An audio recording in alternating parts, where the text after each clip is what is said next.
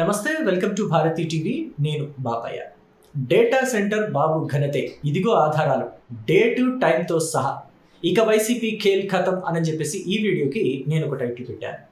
ఈ టైటిల్ పెట్టడానికి కారణం ఏంటి అనేది మీకు పూర్తిగా తెలియజేస్తాను, ఎందుకు అలాంటి టైటిల్ పెట్టానని చెప్పేసి. ఎందుకంటే ఇప్పటివరకు కూడా విశాఖపట్నంలో డేటా సెంటర్ ఏర్పాటుకు దగ్గర నుంచి, అంతకుముందు ఎంఓయూ కుదుర్చుకున్న దగ్గర నుంచి మొన్న శంకుస్థాపన జరిగే వరకు కూడా ప్రతి విషయంలోనూ వైసీపీ ఏమంటుందంటే ఇది గూగుల్ డేటా సెంటర్ కాదు, ఇది అదానీ డేటా సెంటర్ అంటుంది. దానికన్నా మించి ఇంకొక మాట ఏం మాట్లాడుతుంది అంటే ఇదంతా కూడా జగన్మోహన్ రెడ్డి ఘనతే.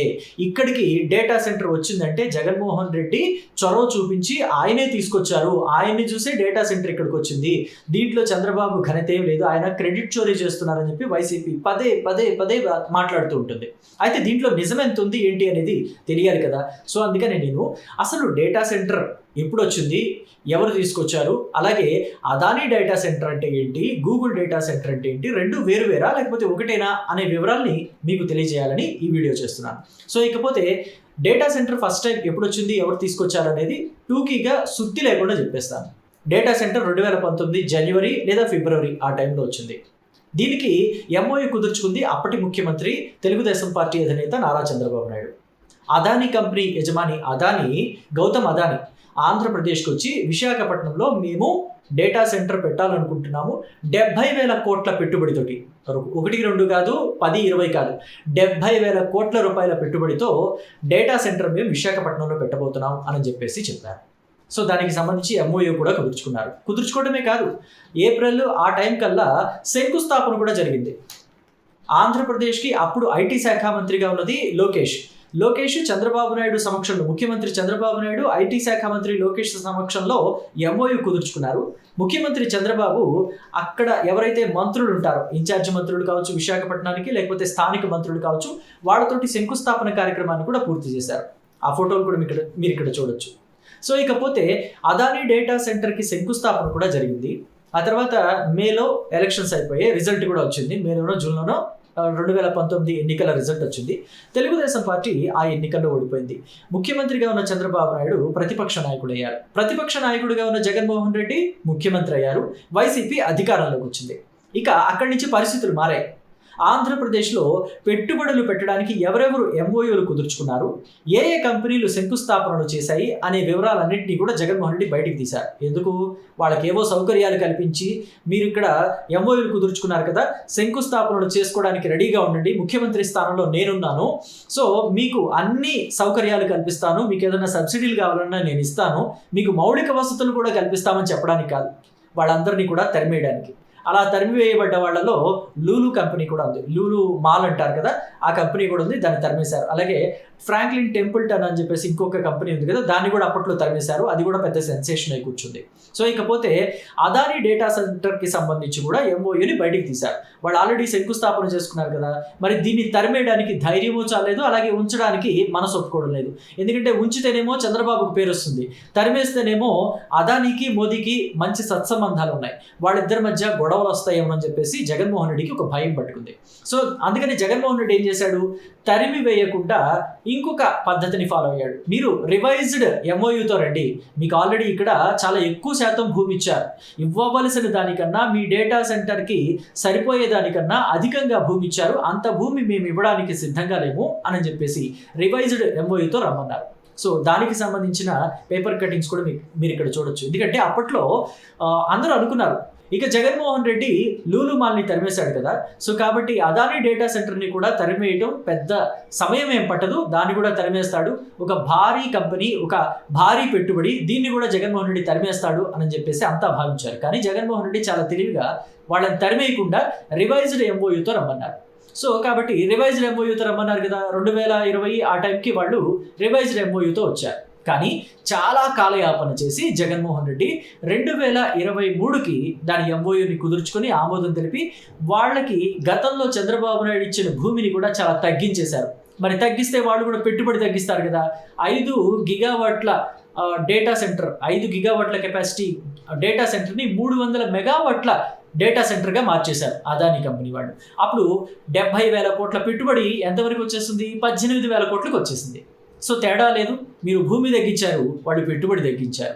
సో ఎంత పిండి పెడితే అంత రొట్టె వస్తుంది. మేము ఇంత పిండి పెడతాం, మీరు ఇన్ని రొట్టెలు ఇవ్వండి అంటే కుదరదు కదా. సో కాబట్టి జగన్మోహన్ రెడ్డి చేసిన దానికి అది తగినట్టుగానే అదానీ కూడా చేశారు. పైగా అదానీ వెళ్ళి మోదీతో కంప్లైంట్ ఏమన్నా చేస్తే పరిస్థితి చక్కబడేదేమో. ఇద్దరు గుజరాత్కి చెందిన వాళ్లే కదా, మోదీ అండ్ అదానీ ఇద్దరు గుజరాత్ రాష్ట్రానికి చెందిన వాళ్లే కదా. సో కాబట్టి మోదీకి ఏమైనా కంప్లైంట్ ఇస్తే పని అయ్యేదేమో అని చెప్పేసి మీకు అనిపించవచ్చు. కానీ కేంద్ర ప్రభుత్వం, ఇక్కడ రాష్ట్ర ప్రభుత్వం రాష్ట్రంలో జరిగే పరిణామాల గురించి అస్సలు పట్టించుకోదు. ఎందుకని అంటే వాళ్ళకి జగన్మోహన్ రెడ్డికి సంబంధించిన రాజ్యసభ సభ్యుల సంఖ్య చాలా ముఖ్యం.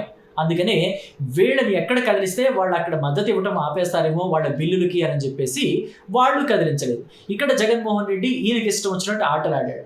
సో కాబట్టి 2024 ఎన్నికలకు వచ్చేసరికి జగన్మోహన్ రెడ్డికి ఇక్కడ రాష్ట్రంలో పూర్తి వ్యతిరేకత ప్రజల నుంచి ఉంది అని గ్రహించిన కేంద్ర ప్రభుత్వం ఇక మీదట వీళ్ళకి రాజ్యసభలో కూడా సంఖ్య తగ్గిపోతుంది, వీళ్ళని నమ్ముకుంటే ఉపయోగం లేదు, చంద్రబాబుని నమ్ముకుంటే ఉపయోగం, పవన్ కళ్యాణ్ని నమ్ముకుంటే ఉపయోగం అని చెప్పేసి వీళ్లతోటి జత కట్టింది. చూసారా ఎంత తెలియగలదో కేంద్ర ప్రభుత్వం. సో దాన్ని కాసేపు పక్కన పెడితే కేంద్ర ప్రభుత్వం కలగ చేసుకోదని తెలిసే అక్కడ అదానీ కూడా మోదీతోటి మాట్లాడలేదు. ఉన్నదాంతో ఇచ్చిన దాంతో సర్దుకుందాం, ఇన్వెస్ట్మెంట్ ఇక్కడ పెట్టడానికి అనుకూలమైన ప్రాంతం కాబట్టి 18,000 కోట్ల రూపాయలతోటి ఇన్వెస్ట్మెంట్కి 2023లో ఎంఓయూ కుదుర్చుకున్నారు. ఈ ఎంఓయూ కుదుర్చుకున్నప్పటికీ 2024 అంటే 2023 నుంచి 2024 అంటే దగ్గరికి సంవత్సరం గ్యాప్ ఉంది కదా. సో సంవత్సరం గ్యాప్ ఉన్నా కానీ ఎక్కడా శంకుస్థాపన వరకు దాన్ని తీసుకువెళ్లే ప్రయత్నం జగన్మోహన్ రెడ్డి చేయలేదు. కేవలం ఆయన విలాసాలు అక్కడ విశాఖపట్నంలో రిషికొండకి గుండు కొట్టించి దాని మీద భవనాలు కట్టించుకోవటం వీటి వరకే పరిమితమయ్యారు తప్ప ఎక్కడా కూడా రాష్ట్రానికి రావాల్సిన పెట్టుబడుల గురించి ఆలోచిద్దాం, వాటిని తీసుకొచ్చి ఇక్కడ గ్రౌండ్ చేద్దాం, 4 ఉద్యోగాలు వస్తాయి మన పిల్లలకి అని చెప్పేసి జగన్మోహన్ రెడ్డి ఆలోచించిన పాపాన్ని పోలేదు. మొత్తానికి డేటా సెంటర్ అదానీ గ్రూప్దైనా సరే, ఇక్కడ గూగుల్ది కాదు, అదానీ గ్రూప్దైనా ఇక్కడ ఏర్పాటు చేయగలిగారంటే చేయలేకపోయారు. 2024 వచ్చింది. 2024 నుంచి ఇక చంద్రబాబు నాయుడికి ఉన్న మెయిన్ టాస్క్ ఏంటంటే ఇక్కడ ఉద్యోగాలు కల్పించాలి. ఎందుకంటే వాళ్ళు ఎన్నికల్లో ఇచ్చిన హామీ 20 లక్షల ఉద్యోగాలు కల్పిస్తాం రాష్ట్ర యువతకి అని చెప్పేసి. సో దానికి సంబంధించి మరి పెద్ద ఎత్తున పెట్టుబడులు తీసుకురావాలి. అందుకనే అటు కర్ణాటకకి, తమిళనాడుకి, తెలంగాణకి దక్కనివ్వకుండా డేటా సెంటర్ని కేంద్ర ప్రభుత్వంతో ఈ కొన్ని మార్పులు చేయించి ఐటీకి సంబంధించి కొన్ని నిబంధనలు నియమాలు ఉంటాయి కదా, ఐటీ నియమావళికి సంబంధించి కొన్ని అమెండ్మెంట్స్ తీసుకొచ్చి ఆ బిల్లులోనే ఐటీ బిల్లులోనే అమెండ్మెంట్స్ తీసుకొచ్చి ఆ డేటా సెంటర్ని విశాఖపట్నానికి వచ్చేలాగా చేశారు. సో ఇది చాలా వ్యయ ప్రయాసలతో కూడుకున్నది అని చెప్పొచ్చు. లోకేష్ ఒకసారి కాదు, 2 సార్లు కాదు, అప్పట్లో చూస్తే మనం 2024 నుంచి 2025 మధ్యలో పదే ఢిల్లీకి వెళుతూ ఉండేవాడు, పదే ప్రధాని మోదీతోటి కేంద్ర మంత్రులతోటి సమావేశం అవుతూ ఉండేవాడు చంద్రబాబు లోకేష్ ఇద్దరు కూడా. సో ఇది వాళ్ళ కృషికి ఫలితం అని చెప్పాలి. సో ఈ డేటా సెంటర్ రాబోతుంది, వీళ్ళు ఎంఓయూ కుదుర్చుకుంటున్నారు అని చెప్పి తెలిసినప్పుడే ఇది Adani data centre, Google data centre కాదు అని చెప్పేసి చెప్పడం మొదలుపెట్టారు. సో అదానీకి గూగుల్కి ఎంత తేడా ఉన్నదనేది చిన్నపిల్లల్ని అడిగినా చెప్తారు. అదానీ అనే కంపెనీ భారతదేశానికి చెందింది, గుజరాత్ రాష్ట్రానికి సంబంధించిన ఒక వ్యక్తి, అదానీ అనే వ్యక్తి, గౌతమ్ అదానీ అనే వ్యక్తికి సంబంధించింది అదానీ కంపెనీ. కానీ గూగుల్ ఇది ప్రపంచవ్యాప్తంగా ఇంటర్నేషనల్ కంపెనీ అది. సో దీనికి దానికి అస్సలు పొంతన లేదు, మనది కాదు అన్న విషయం అందరికీ తెలుసు. కాబట్టి ఇది వేరు అన్న విషయం చదువుకున్న వాళ్ళందరికీ అర్థమైపోయింది. కానీ వైఎస్ఆర్ కాంగ్రెస్ పార్టీలో ఉండి జగన్మోహన్ రెడ్డి నందిని చూపించి ఇది నంది కాదు పంది అని చెప్పిన గుడ్డిగా నమ్మే బ్యాచ్కు మాత్రం అది అదానీ డేటా సెంటరే, గూగుల్ డేటా సెంటర్ కాదు. సో మొత్తం మీద గూగుల్ డేటా సెంటర్ని అక్కడికి తీసుకొచ్చారు. 1,40,000 కోట్లు, 1,35,000 కోట్ల పెట్టుబడి. అప్పట్లో అదానీ డేటా సెంటర్ తోటి చంద్రబాబు నాయుడు ముఖ్యమంత్రిగా ఉన్నప్పుడు 2019 ఏప్రిల్ మార్చి ఆ టైంలో, ఫిబ్రవరి జనవరి ఆ టైంలో కుదుర్చుకున్న ఒప్పందమే 70,000 కోట్ల పెట్టుబడి. అంటే ఇప్పుడు చంద్రబాబు నాయుడు మొహం చూసి వచ్చిన పెట్టుబడి వాల్యూ 1,35,000 కోట్ల నుంచి 40,000 కోట్ల రూపాయలు. సో దీనికి సంబంధించి ఎంఓయూ కుదుర్చుకోవడం అయిపోయింది, శంకుస్థాపన కూడా చేయడం అయిపోయింది.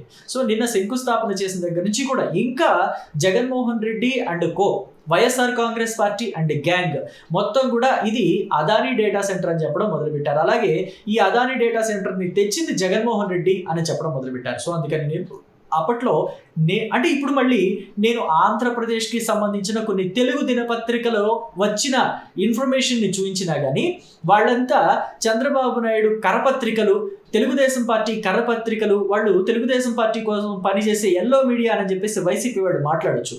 అందుకని నేను మొత్తం ద హిందూలో వచ్చిన పేపర్ కటింగ్స్, ద హిందూలో వచ్చిన పేపర్ ప్రకటనలు మాత్రమే చూపించాను. అప్పట్లో నేషనల్ మీడియాలో వచ్చిన ఇన్ఫర్మేషన్ని మీకు ప్రజెంట్ చేశాను. సో ఇదంతా కూడా చంద్రబాబు నాయుడికి మాత్రమే చెందే ఘనత అని చెప్పడంలో ఎటువంటి సందేహం లేదు. ఇది పార్టీలకు అతీతంగా అందరూ మాట్లాడుకుంటుంది కూడా. ప్రస్తుతం ఆంధ్రప్రదేశ్లో డేటా సెంటర్ వస్తుందంటే దానికి అనుబంధంగా ఇంకా ఎన్ని కంపెనీలు వస్తాయి, ఎన్ని ఉద్యోగాలు వస్తాయి, దానివల్ల ఆంధ్రప్రదేశ్లోని విశాఖపట్నం డేటా హబ్గా మారబోతుంది అని చెప్పేసి కూడా అంతా మాట్లాడుకుంటున్నారు. మరి దీని గురించి మీ అభిప్రాయాన్ని కామెంట్ బాక్స్లో తెలియచేయండి. Thank you.